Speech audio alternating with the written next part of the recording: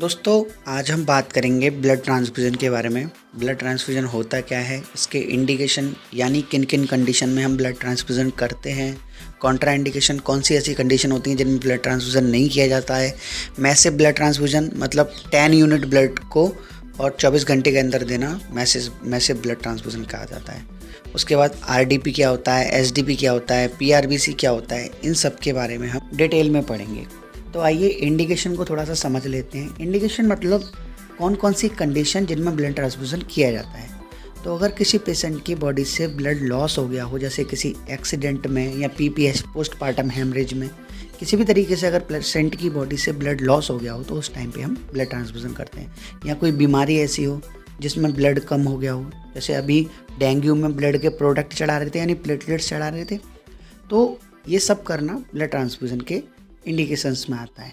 अब हम blood transfusion की डेफिनेशन को समझते हैं। ब्लड ट्रांसफ्यूज़न एक प्रोसेस होता है जिसके द्वारा या तो पूरे ब्लड को या ब्लड के कंपोनेंट्स को, जैसे आरबीसी दे दिया केवल, डब्ल्यूबीसी दे दिया केवल, या केवल प्लेटलेट्स दे दी, पेशेंट को दिया जाता है।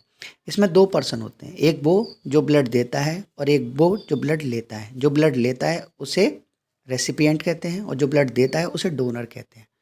तो डोनर से ब्लड को कलेक्ट करते हैं और रेसिपिएंट को देते हैं। इसका एक पूरा प्रोसेस रहता है, उसको समझने के लिए थोड़ा सा हम ध्यान देंगे। यहाँ पर सबसे पहले क्या किया जाता है कि डोनर को आइडेंटिफाई किया जाता है।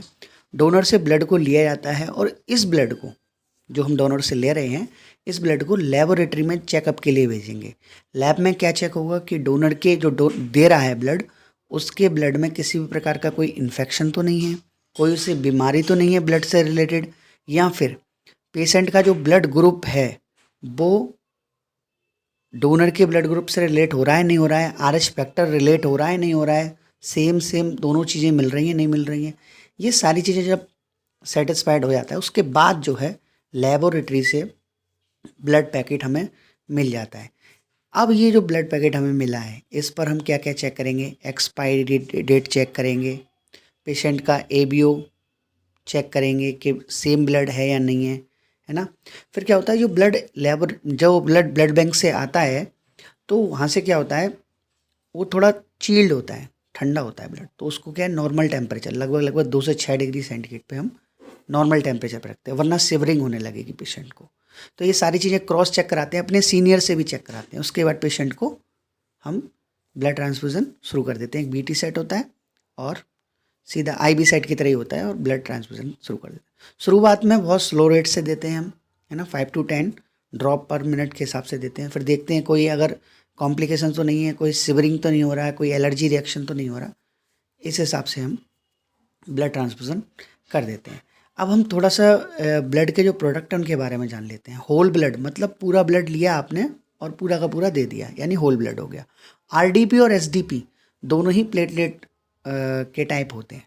जैसे आरडीपी होता है रैंडम डोनर प्लेटलेट और एसडीपी होता है सिंगल डोनर प्लेटलेट। आप इतना याद रखें, एक आरडीपी जो होता है ना, एक आरडीपी जो होता है उसमें जितनी प्लेटलेट होती हैं, एसडीपी में उससे कहीं ज़्यादा, उससे लगभग 5 से 6 गुना ज़्यादा प्लेटलेट पाई जाती हैं एसडीपी में, है ना, क्योंकि एफआरएसएस से निकालते हैं एसडीपी। आप इतना याद रखें, एसडीपी में ज़्यादा प्लेटलेट होती हैं, आरडीपी में कम प्लेटलेट होती हैं। एफएफपी क्या होता है, फ्रेश फ्रोजन प्लाज्मा को रिमूव करके और चढ़ा दिया जाता है। पीआरबीसी क्या होता है, पैक्ड रेड ब्लड सेल, मतलब केवल ब्लड से क्या निकाला जाएगा, रेड ब्लड सेल, आरबीसी निकाली जाएंगी और कुछ नहीं निकाला जाएगा। ये हमारा हो गया। उसके बाद एक आपने सुना होगा अभी जंबो पैक करके, तो कुछ नहीं था, एसडीपी का ही एक दूसरा नाम समझ सकते हैं कि जंबो पैक। उसमें ज़्यादा मात्रा में प्लेटलेट्स होती थी, है ना। इनको 2 से 6 डिग्री सेंटीग्रेड पर। तो ब्लड ट्रांसफ्यूज़न एक बड़ा टॉपिक है, 3 मिनट की वीडियो में आप समझ सकते हैं, जितना एक्सप्लेन कर पाया कर दिया। आगे आपको चाहिए तो प्लीज़ कमेंट